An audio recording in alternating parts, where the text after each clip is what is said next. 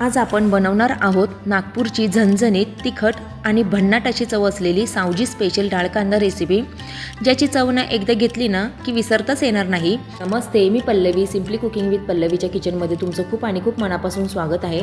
चला तर मग उशीर न करता या रेसिपीला सुरुवात करूया। या रेसिपीसाठी ना आपल्याला चण्याची डाळ आणि कांदे हे दोन मेन घटक लागणार आहेत। आणि ना या भाजीला ना कांदा जरा जास्तीच लागतो, कारण रेसिपीच डाळ कांदा आहे म्हणून।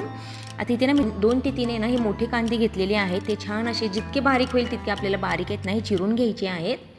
आणि डाळ आहे ना इथे मी 1 कप घेतलेली आहे। ती छान अशी 2-3 तास ना भिजत घातली होती। 2-3 तासात आहे ना छान अशी चण्याची डाळ ही भिजते। या भाजीत ना कांदा हा मुख्य घटक आहे। कांदा परतून त्याचा गोडसर आणि मसालेदार असा फ्लेवर आहे ना या भाजीत आहे ना छान असा उतरतो। काही ठिकाणी ना डाळ कांदा हा तुरीच्या डाळीचा पण केला जातो, त्याचा पण छान असा डाळ कांदा हा तयार होतो।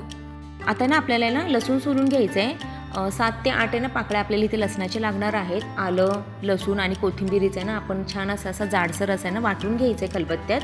छान असा याचा जाडसर आपल्याला ठेचा करून घ्यायचा आहे। छान लागते याची चव भाजीमध्ये, भन्नाट अशी लागते। इथे आपण आहे ना वाटून घेऊया।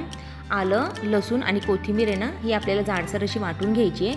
इथे मी बेडगी मिरची घेतलेली आहे, ती फोडणीसाठी लागणार आहे। तमालपत्र लागणार आहे।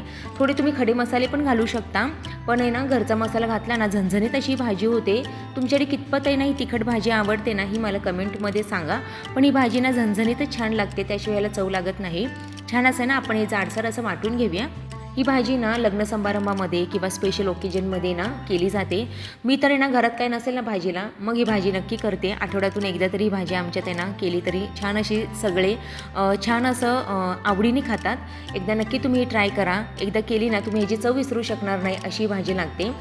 आता फोडणीसाठी ना इथे आपल्याला जरा जास्तीचं तेल लागते। इथे मी 2 ते 3 मोठे टेबलस्पून आहे ना तेल घेतलेलं आहे। त्यात आता आपण फोडणी घालून घेऊया। इथे मोहरी, जिरी आपल्याला घालून घ्यायचं आहे। ते छान असं तडतडलं ना मग इथे आपण आहे ना बेडगी मिरची घालून घ्यायची आहे। आणि ना आता आपल्याला कढीपत्ता घालून घ्यायचा आहे। छान चव लागते कढीपत्त्याची पण। तर हे आपल्याला आलं, कोथिंबीर, लसूण हे आता आपल्याला छान असं परतून घ्यायचं आहे तेलात।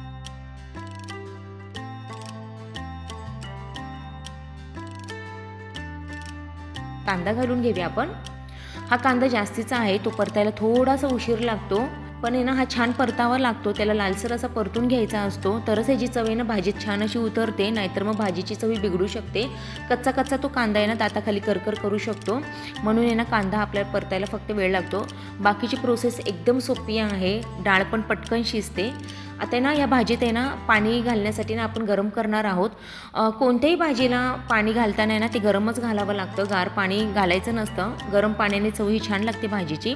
इथे आता मी ना बेडगी मिरची पावडर घालून घेतलेली आहे आणि कांदा लसूण मसाला इथे मी घातलेला आहे। या भाजीला कांदा लसूण मसाला घातला ना भाजीची चव ही दुप्पट वाढते। जर कांदा लसूण मसाला नसेल ना तर तुम्ही सावजी मसाला पण घालू शकता, किंवा तोही नसेल तर तुम्ही घरचा जो पण साठवणीचा मसाला आहे ना तो घातला तरी पण चालेल।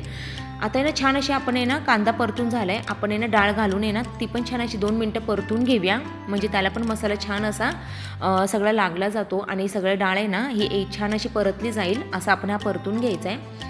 डाळ आपल्याला जास्त शिजवायची नाही आहे, जर ती जास्त शिजवली ना तर ते ना आमटीसारखी त्याची चव लागू शकते भाजीची। आपल्याला ना थोडीशी कच्ची अशी आपल्याला ही डाळ शिजवायची आहे, जास्त शिजवायची नाही आहे। आता कितपत तुम्हाला हा रसा पातळ किंवा घट्ट पाहिजे त्यानुसार तुम्ही पाणी घालून घेऊ शकता। 5 ते 10 मिनटात एकदा उकळी आली ना छान अशी डाळ आहे ना शिजली जाते। चवीनुसार मीठ घालून घ्यायचं आहे।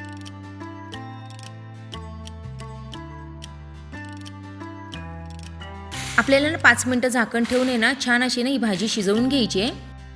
अशी आपली झणझणीत मसालेदार नागपुरी सावजी डाळ कांदा तयार झालेले आहे। ही भाजी ना भाकरीसोबत किंवा गरम भातासोबत आहे ना भन्नाट अशी लागते।